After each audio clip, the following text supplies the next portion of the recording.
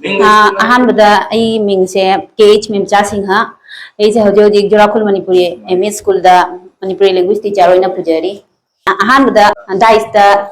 नेंगसिन बिरिबा ओजा सिंह पुनमकु कोनोना खुरमजरी नुमित मंगानी चुकना तौद्रिबा training programme असिगी feedback खतंग पिबि वाइना ओजाना हाइजबनिको तो हाइदि ओजारोनेलना हाइलिबा वाहाइदुमको आई मणिपुरी लैंग्वेज टीचर अमा ओइना पुजाबा तारगसु ऐसे हाइदि ME सेक्शन दा 6 दगिना 8 फावसे तकचै अखोई स्कूल दा लेरिबा लोअर प्राइमरी की ओजा अनिमक्सु तमना हैबुदी हैरे अइना जमना हाइजनिंगम हाइबबु हाइदि पिरैबा ट्रेनिंग से ओजाना सु पनबिखरे को हाइदि लोअर प्राइमरी दा ताइबा कोर्स श्रेणी नत्रगा क्लास 1 दगी कोर्स श्रेणी का क्लास 1 दगी होना हौरे को हंदकी मैतै मेकी केनो से हापा असे हाइदि ताइबा ओजा सिंगदो हाना ममिंग अमतंग हाइदि स्कूल दगी हाना खंगत पिरगा अदु सिंगदो हाना अहानबदा अखोइना ताओइ हाइबगी वासु नतबा हाइदि मरोइना अखोइना ME सेक्शन दा हाइदि ME सेक्शन की जो आइदि स्कूल दा ओजा जामदे हाइदि लेरिबा ओजा अनिमक्सु मपानी ओजा हाइबदि अमना मुस्लिम ओजा BC अमगा दुगे अमना लखीमपुर दगी ओजा अमगा आइगा अखोइ अहुमतनी ताइ जेजि ममांग दा ओजा अनि खक लेरमी अदुसु हाई स्कूल दा फंगबदगी मोइसु थोखिबदगी पोस्ट सु दुम हांगना लेरे अयाम्बा ME सेक्शन की से पुनिंगाई लेतबनिना अइना सो अयाम्बा पुबकोदो लोअर प्राइमरी दा ताइबा ओजा अनि सिंग मनुंगदा ममिंग अमा खतंग पिबिरंबा तारगदिको अदुगिसु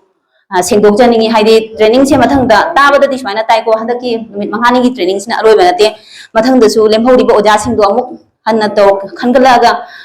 मणिपुरी साहित्य परिषदना सिंबिरकनी हाइबगी को आशा अमसु थमजरी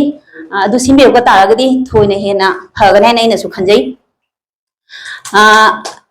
अतैदिगो मखा अतैदि हाइदि ओजा रोनेलनसु लोइना हाइबिखरेको अदुमक अइनसु हाइनिंगम्बा वाफमनि अदुना थ्रोपदुसु को हन्नना वामदा हंजन हंजन ngang लेबदो हाइदि अखोइसु सुम ममांगदि सुम ताना लेरकपनिना को वामदा हंजन हंजन ngang लेबसे सुम तानिंगदबसु हाइगदो अइना ngang वासे अनौबा मसु नतलरोइदबनिना थोलकपदुसु को अदुना फीडबैक बिबिउ हाइरगदि हाइदि अइना हाइखिबदो को लोअर प्राइमरी की ओजा सिंसाना अमुतंग खंगत पिरगा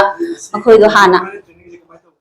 नुमित मंगानी ट्रेनिंग से जामना नुंगाइगरे हाइदि मैतै मेक्से अनौबा म ओइबनिना हाइदि ममांगदा तौरेको तौरको तारसु खोने यूनिवर्सिटी दा लेरिङै मतमदा तौरकोदो दि वर्कशॉप ओइना नोमा खक तौरकोदो उइना सिजिनदना थादोखिबा तारगदि हाइदि काउबा मखक नाइरै बेंगोली मेक्सिना मुसुम पिगिदे दुम तमना लेखरबनि ngasi बोसे उबदा दुम बो नाइबदो खंगी मैतै मेक्सिना हाइदि ममांगदा वर्कशॉप दा फना तौगिबा तारगसु मयेक्से हेक उबदा हाइदि पाक खंबा ngamdabado को तो अनौबा म ओइबनिना इंटरेस्ट जामना लेना ओजा पुनोनसु तौबिखरे